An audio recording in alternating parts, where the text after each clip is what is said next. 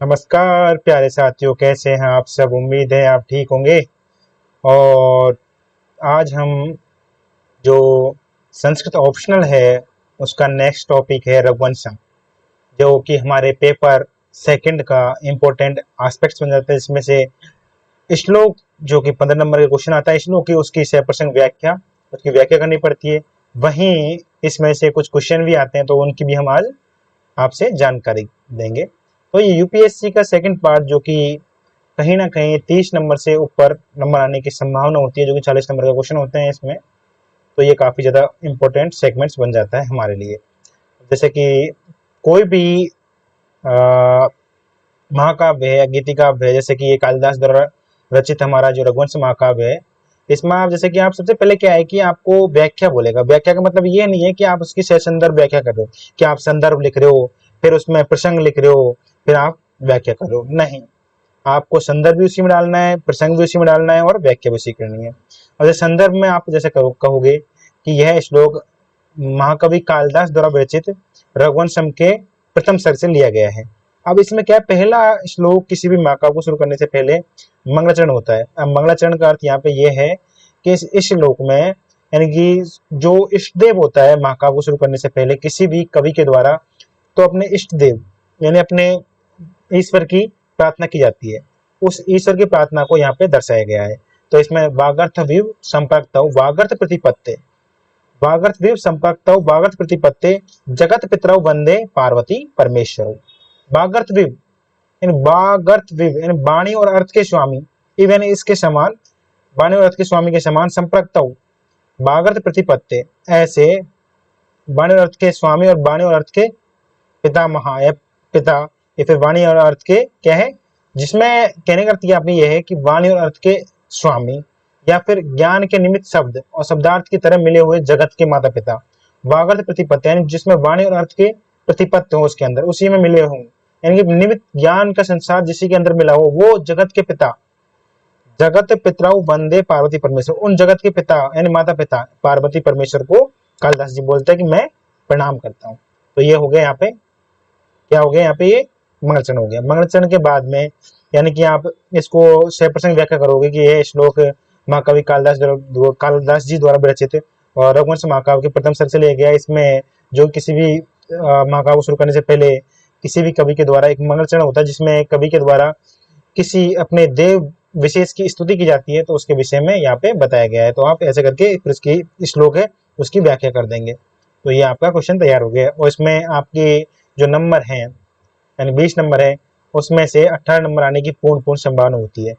यानी कि इसमें लेस मात्र यानी कि 1-2 नंबर कटते हैं अगर आप अच्छी तरह से व्याख्या कर देंगे तो। अब नेक्स्ट श्लोक है, जैसे कि आप देख पा रहे होंगे, कुए सूर्यवंश प्रभाव, कुए सूर्यवंश प्रभाव, कुए चाल विषमति, कुए सूर्यवंश प्रभाव, कहाँ तो सूर्यवंश का प्रभाव, और कुए चाल विषमति, और कहाँ मेरी छोटी सी बुद्धि। कुए सूर्यवंश प्रभाव, कुए चाल विषमति, तितिर दुष्तरम मोहादु पंचमी सागर में। यानी कुए यानी कहाँ, सूर्यवंश प्रभाव है, यानी कहाँ तो सूर्यवंश का प्रभाव, कुए चाल विषमति, और कहाँ मेरी एक छोटी सी बुद्धि।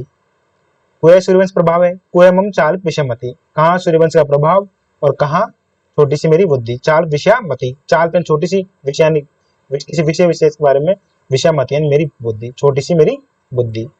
अब आगे बोल रहा है कि जैसे कि दुस्तर सागरम मोहात, अब जैसे दुस्तर सागरम मोहात, आप जैसे कि आप देखो तितिरसु यानी तैरने, यानी सागर तैरने के लिए, तितिरसु दुस्तरम यानी कि ऐसा तैरने में अशक्य, वो दुस्तर प्रयास कर रहा हूं मैं। तितिरसु तैरने के निमित्त यानी तैरने यानी सागर में तैरने के लिए, दुस्तर जो कहने का मतलब ये है कि जो तैरने में मैं अशक्य हूँ, यानी तैर नहीं सकता मैं, फिर भी मैं क्या कर रहा हूँ, दुस्तर प्रयास कर रहा हूँ। ऐसा प्रयास जो मैं कर नहीं सकता फिर भी मैं उसको कर रहा हूँ। मोहादु, मोहादु यानी मोहात प्लस ओडुपेन यानी कि नाव होती है। तो मोहात यानी अज्ञान रूप से, यानी कि इस जो तैरने योग्य, जो तैरने में सामर्थ्य जो सागर है, ये बहुत बड़ा सागर को, किसका सागर, सूर्यवंश का जो बहुत बड़ा सागर है, उसको मैं अज्ञान रूपी यानी मैं इतना ज्ञान नहीं है फिर भी मैं क्या कर रहा हूँ, तैरने का प्रयास कर रहा हूँ, इसको इसमें आगे जाने का प्रयास कर रहा हूँ, या फिर मैं इसको पार करने का प्रयास कर रहा हूँ। क्योंकि मेरी अज्ञान रूपी बुद्धि है इस सागर को पार नहीं कर सकती, और इस सागर को पार करने में मैं क्या हूँ, अशक्य हूँ। इनमें तैर के इसको पार नहीं कर सकता, फिर भी मैं ऐसा प्रयास कर रहा हूँ। किससे? उड्डू पेन एक छोटी सी नाव से, यानी एक छोटी सी नाव में छोटी सी बुद्धि है। नाव को अर्थ यहाँ पे है कि मैं छोटी सी बुद्धि से जो ये रघुवंश महाकाव्य है इसको तैर कर पार करने का प्रयास कर रहा हूँ।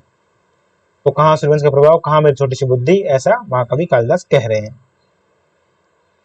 मंद कविस प्रार्थी, मंद कविस यानी कि मंद का मतलब यह है मूड पे अपने मंद कवि के यश को, यानी कि मंद कवि है उसमें उसकी तरह मतलब क्या है कि मंद कविस प्रार्थी, यानी कि मैं क्या कहूँ, मूड कवि काव्य निर्माण से होने वाली प्रशंसा।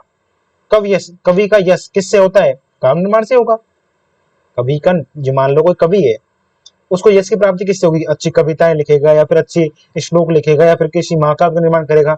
ऐसा मैं मंद बुद्धि वाला कवि के यश की, यानी कवि काव्य निर्माण जो यश प्राप्त था उसके यश की प्रार्थी, यानी इसको यश को चाहने वाला, गमिष्यामि उपहास्याताम, यानी कि गमिष्यामि प्राप्त हो जाऊंगा उपहास को, यानी मैं मंद बुद्धि वाला जो कि काव्य निर्माण में यश को प्राप्त करने वाला, ये काव्य निर्माण में प्रशंसा को प्राप्त करने वाला ऐसे प्रार्थी में कहीं मैं उपहास को प्राप्त नहीं हो जाऊं। क्योंकि प्रांशु लब्बे का आपको यहाँ पे अर्थ थोड़ा सा ये लेना है कि एक होता है जैसे कि लघु, यानी कोई व्यक्ति होता है, यानी छोटा सा व्यक्ति होता है जो कहने का मतलब ये है कि कोई व्यक्ति, दो व्यक्ति है, एक तो क्या है कि वो छोटा है यानी आम का पेड़ है उससे आम को प्राप्त नहीं कर सकता, और एक होता है कि वो किसी व्यक्ति जिसमें लंबा है, जिसमें 7 फुट ऊंचाई है, वो उस आम को प्राप्त कर सकता है, और एक है 4 फुट और वो उसको प्राप्त करने की चेष्टा कर रहा है। ऐसा बोल रहा है 590 फले, यानी ऐसा फल जो क्या है,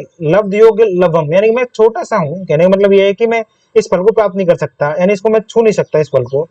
ऐसे फल का लोभा दूर ही भाव बाम, जहां पे मेरी क्या है, ये उद्धव है, भुजाएं हैं, तो उस भुजा को उठाने पर मैं उसको प्राप्त नहीं, क्योंकि बामन व्यक्ति की तरह मैं कहीं उपास को प्राप्त नहीं हो जाऊं।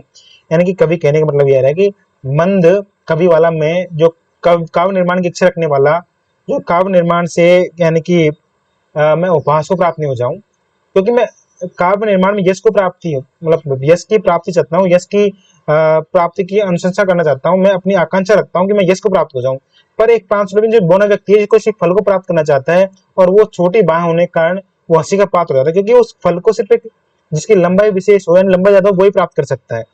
तो उस प्रकार से कवि कह रहे हैं कि यहाँ पे 590 फले लोभात लोभात लोभात एन फल की इच्छा रखने, लोभात एन फल की इच्छा रखने वाला, उद्वाहरी यानी कि भुजाओं को ऊंच उठाने के लिए इवन समान वामन बोना एक ठिकना आदमी, यानी कि मैं एक ठिकना आदमी हूँ जो कि मंदबुद्धि के होने पर भी मैं वही कीर्ति पाना चाहता हूँ जो बड़े कवि चाहते हैं। क्योंकि जिस प्रकार से बोना आदमी है ना, उस वक्त हंसी का पात्र बन जाता है जब वह लंबे हाथ वाले मनुष्य है ना के द्वारा जो काम कर सके वो ही कर सके उस काम को, और वो क्या खुद बोना व्यक्ति उसको करने की चेष्टा कर रहा हूँ, तो ऐसे में कहीं उपहास को प्राप्त नहीं हो जाऊं, ऐसा कह रहे हैं कवि। और जैसे ब्रांड से आगे के श्लोक में नेक्स्ट स्लाइड में लूंगा, एक जैसे कि क्वेश्चन है के यह रहुकार ने रमते, ये क्वेश्चन आया हुआ है, जैसे कि मैं आपको दिखाऊं, ये रहा पहला, देखिए आप, जो पहला क्वेश्चन ही है 10 नंबर का, रघुवंश महाकाव्य के यह रहुकार ने रमते इति मत्स्य यथार्थ संयुक्तम सौदान से प्रतिपाद। अब इसमें कहने की बात ये कह रहे हैं कि के ये रहुकार ने रमते, कौन है जो इस रहुकार में नहीं रमता, कौन है जो इस रहुकार रघुवंश में आनंद की प्राप्ति नहीं करता, रमते यानी आनंद की प्राप्ति नहीं करता, कौन है इस रहुकार को पढ़कर मतलब एक अनुभूति रस होता है, आनंद रस है, उसको प्राप्त नहीं होता, यानी उस रस को प्राप्त नहीं करता। कौन है जो इस ब्रह्मानंद रूपी सहोदर रूपी जो क्या नाम है रघुवंश महाकाव्य, बहुत बड़ा महाकाव्य, इसको पढ़ने में आनंद की प्राप्ति नहीं करता। कि यह रहुकार ने रमते, कौन है इस रहुकार रघुवंश महाकाव्य में रमते, यानी कि आनंद की प्राप्ति नहीं करता, रमता नहीं है, या फिर पढ़ने में मजे नहीं आते। तो ऐसा कोई हो नहीं सकता, क्योंकि काफी इंटरेस्टिंग महाकाव्य, रघुवंश में जितने भी भाव व्यक्ति की सुंदरता है, और यहाँ पे जो भी कलात्मकता की सर्वोच्चता है, साथ में अविदा व वाच की प्रमुखता है, इसमें व्यंजना प्रयोजना सभी चीजें हैं, साथ में एक तप है, यानी कि तप की पवित्रता, यानी कि जब दिलीप है जब नंदिनी की पूजा करता है, तो वो जैसे कामधेनु की बेटी होती है नंदिनी, तो उसकी मतलब उसके कहीं ना कहीं पुत्र की प्राप्ति नहीं हो रही है, तो उससे जब देवतागणों से पूछता है तो बोलते हैं कि तुमने पहले कोई किसी नंदिनी मतलब क्या नाम है कामदेव गाय थी उसकी आपने आदर किया था, तो आप रास्ते में आते हो उसकी तरफ देखा नहीं तो वो आपको श्राप दे चुकी है, तो कहीं ना कहीं वो आपसे नाराज है। तो आप उनकी बेटी है, अभी वो तो नहीं है, वो तो कहीं स्वर्ग गई हुई है, कामदेव तो, और कामदेव नहीं, तो उसकी पुत्री है नंदनी। तो उस नंदनी की आप पूजा करिए और आप उसको प्राप्ति, मतलब पुत्र की प्राप्ति आपको हो जाएगी। अब क्या है कि इसमें वो पूजा करता है, तप की प्रतिष्ठा करता है कि जैसा नंदनी खड़ी होती है तो खड़ा होता है, चरती है तो वो भी क्या है अपना खाना खाता है उस वक्त, जब सोती है तभी सोता है।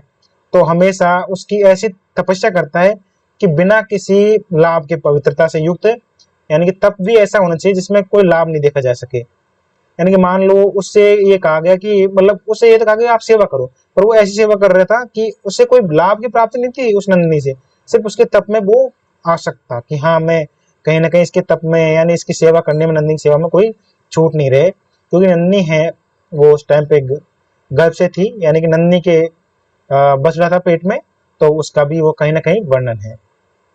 तो इसमें विप्लव संघार है, क्योंकि संघर्ष मन स्पर्शी अनुभूति होती है, इसमें तो संघर्ष तो हो ही नहीं सकता। तो निष्पत्ति संभोग रहित संघार भी है इसमें, और साथ में तात्विक विश्लेषण प्रकृति रही है। और इसमें क्या है कि जो सूर्यवंशी महाकाव्य के प्रमुख राजा हैं उनके बारे में बताया गया है, और अग्निवर्ण की चरित्रहीनता के बारे में बताई गई है, सांसारिक विषय वस्तु के बारे में बताया गया है। और इसमें क्या है कि इसको जब पढ़ते हैं तो इसमें एक सरल प्रभाव, एक भाषा अभिव्यक्ति होती है, यानी किसी भी महाकाव्य में एक रसानुभूति होती है जिसको आगे तक इसको ले जाने की चेष्टा करते हैं, तो वो सभी विषय वस्तुएं हैं। तो आप इसको, जैसे कि काफी सारी चीजें हैं इसमें, यानी कि इसमें एक ज्येष्ठ पुत्र की अपने पिता के प्रति उसकी उत्तराधिकारी पांचतंत्र प्रजातंत्र वाली विषय वस्तु, या फिर एक पिता की आज्ञा का अनुपालक श्री राम, उन सभी के बारे में वर्णन है। इंदुमती है तो उनका, इंदुमती का क्या है, जो मतलब विवाह होता है उसके विषय वस्तु के बारे में वर्णन है। तो इसमें उपमा अलंकार भी है, काफी अच्छे उपमा अलंकार का प्रयोग है। जैसे इंदुमती आगे जाती है, जब उसका मतलब स्वयंवर होता है तो आगे जाते हैं, जो पीछे राजा रह जाते हैं तो उनका जैसे कोई प्रकाशमान दैदीप्यमान दीपक है जो जैसे आगे जाता है तो पीछे अंधेरा हो जाता है, उसी प्रकार से जब इंदुमती पीछे, मतलब राजाओं के आगे निकल जाते हैं तो पीछे राजाओं के मन में अंधेरा होता है। ऐसे उपमा अलंकार का प्रयोग किया गया है। और कहाँ सूर्यवंश का प्रभाव, कहाँ मेरी छोटी सी बुद्धि, इस महासागर को एक छोटी सी नाव से पार करने की चेष्टा कर रहा हूँ, यानी कुएं सूर्यवंश प्रभाव, कुएं चाल विषयमती। तो वो आप देख रहे थे, बागर्त द्वीप संपत्तो बागर्त प्रतिपत्ते जगत पितरो वंदे पार्वती परमेश्वर, ऐसे ऐसे श्लोक हैं, काफी इंपॉर्टेंट श्लोक है जो आपकी विषय वस्तु को काफी ज्यादा इंपॉर्टेंट ले जाएगा, उनको आप यहाँ पे उल्लेख कर सकते हैं। और जैसे कि आप देख रहे हो कि क्वेश्चन 10 नंबर का क्वेश्चन है, बागर्त द्वीप संपत्तो बागर्त प्रतिपत्ते जगत पितरो वंदे पार्वती परमेश्वर, ये आया हुआ है।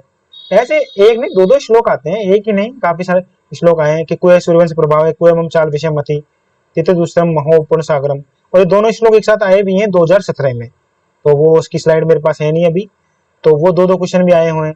तो ऐसे क्वेश्चन आते हैं, काफी सारे क्वेश्चन आते हैं इसके अंदर, तो आपको इसे पूरा करना होगा। और इस विषय वस्तु में मैं आपको आगे जो भी होगा वो मैं आपको आगे आपको अवगत करा दूंगा। और फ्रेंड, यही सब, इसी के साथ में मैं आपसे ये रिक्वेस्ट करता हूँ, प्लीज़ चैनल को लाइक करें, शेयर करें, सब्सक्राइब ज़रूर करें, क्योंकि आगे जाके वीडियो हैं आपको जो यूपीएससी ऑप्शनल की हैं वो काफ़ी ज़्यादा इंपॉर्टेंट वीडियो मैं डाल दूंगा।